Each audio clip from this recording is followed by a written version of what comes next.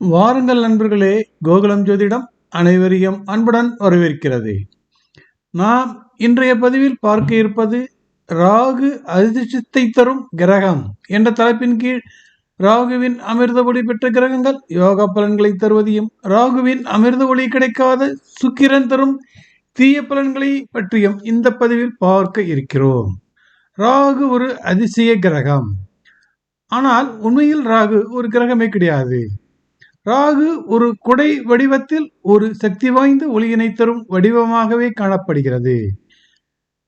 ராகுவின் மேல்முனை ராகு என்றும் வால்முனை கேது என்றும் சொல்லப்படுகிறது. சூரியனின் பூமி சுற்றும் வட்டப்பாதையினை சந்திரன் வெட்டும் புள்ளியே பெரும் ஒளி அரை வட்டத்தினை தருகிறது. அதனைத்தான் ராகு என்கிறோம். ராகுவின் மறுபக்கம் கேது என்கிறோம். இந்த அமைப்பானது குடை வடிவில் இருக்கிறது. ராகு கெட்ட கிரகம் என்று பெரும்பாலானோர் கூறுகின்றனர். அது இல்லை. ராகுவின் ஒளியை உறிஞ்சி தவறிய கிரகங்கள் பிரச்சனைகளை சந்திக்க நேரிடுகிறது. இந்த பதிவில் ராகுவிடமிருந்து துல்லியமான உதவியை பெற்ற கிரகங்கள் எவ்வாறு நன்மை செய்கிறது என்பதை பார்ப்போம். அதுபோலவே ராகுவிடமிருந்து துல்லியமான உதவியை பெற தவறிய சுக்கிரன் எவ்வாறு தீய பலன்களை தந்து கொண்டிருந்தது என்பதையும் பார்க்கலாம்.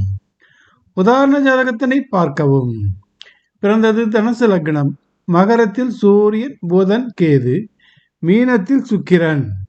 சிம்மத்தில் குரு, சனி, ராகு, செவ்வாய், சந்திரன். தனுசு லக்னத்தின் யோகர்கள் 5 மற்றும் 9 வீடுகளின் அதிபதியும் ஆவார்கள்.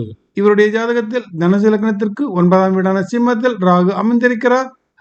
முக்கியமான அதிர்ஷ்ட கிரகம் ராகு 9ஆம் வீட்டில் அமர்ந்திருப்பது பெரும் யோகத்தினை தரக்கூடிய அமைப்பாகும். தனுசு ராசிக்காரர்களுக்கு இது யோக வீடு. அதனால் ராகு யோக கிரகமாக மாறுகிறார்.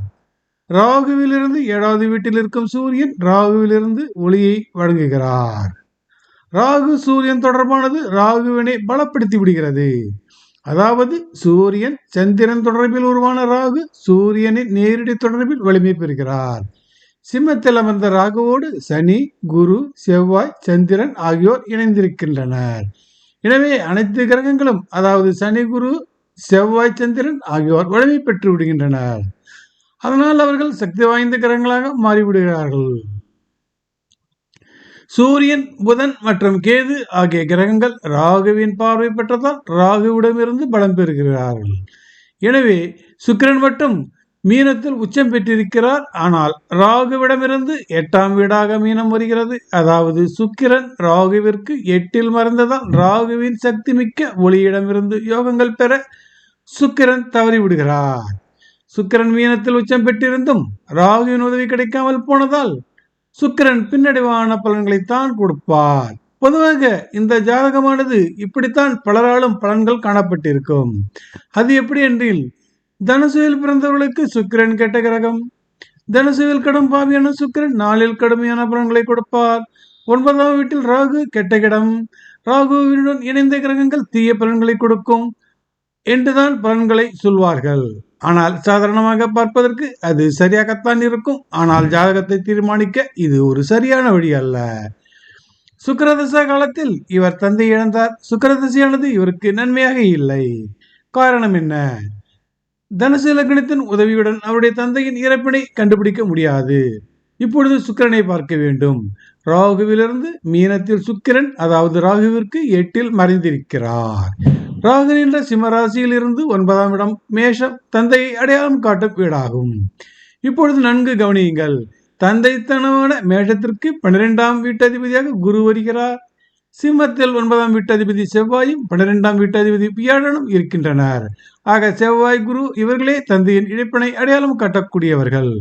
குரு செவ்வாய் இணைவினை சிம்மத்தில் பெற்றிருக்கிறார். செவ்வாய் சிம்மத்திலிருந்து மீனத்தை பார்க்கிறார். குரு சிம்மத்திலிருந்து மேஷத்தினை பார்வையிட்டு தந்தைக்கு விரயத்தினை தருகிறார். குரு செவ்வாய் இவர்களோடு சுக்கிரன் எப்படி தொடர்பில் வந்து வருகிறார்? சுக்கிரன் மேஷத்திற்கு 12இல் அமர்ந்ததால் விரயத்தினை ஏற்றுக்கொள்கிறார். எனவே சுக்கிரதசா காலத்தில் தந்தையை ஜாதகர் இழக்க நேரிட்டது. ராகுவிலிருந்து சுக்கிரன் அமைவிடம் சரியாக அமையாமல் போனதால் சுக்கிரன் தான் தர வேண்டிய நல்ல பலன்களை தருவதற்கு பதிலாக தீய பலன்களை கொடுத்திருக்கிறார். ஆனால் அதன் பின் சுக்கிரனுக்கு பின் வரக்கூடிய திசைகள், அதாவது சூரிய திசை, சந்திர திசை, செவ்வாய் திசை என அனைத்தும் நல்ல பலன்களை கொடுத்தது. விரைவில் வாழ்க்கையில் முன்னேற்றம் காணவும் முடிந்தது. தொட்டதெல்லாம் பொன்னாக மாறியது. பெரும் செல்வந்தராகவும் மாறினார். சொத்து சுகங்கள் தேடி வந்தன. சுக்கிரனை தவிர அனைத்து தசாகாலங்களிலும் அவர் நன்கு செட்டில் ஆகி நிறைய செல்வங்களை சம்பாதிக்க நேரிட்டது. ராகு உண்மையில் ஒரு அதிர்ஷ்ட கிரகம். முதலில் ராகு சக்தி வாய்ந்த ஒளியினை பெற வேண்டும். ராகுக்கு உதவ சூரியன் மட்டும் கிரகம். யோக கிரகங்கள் ராகுவுடன் தொடர்பில் இருக்க வேண்டும். இந்த அமைப்பெல்லாம் சரிவர நடந்துவிட்டால் யோகங்கள் ஒருவரை தேடி வரும் என்பதில் சந்தேகம் இல்லை. ராகுவை பற்றி தொடர்ந்து பார்க்கலாம். அதுவரையில் நன்றி, வணக்கம். மீண்டும் பிறதொரு பதிவில் சந்திப்போம் நேயர்களே.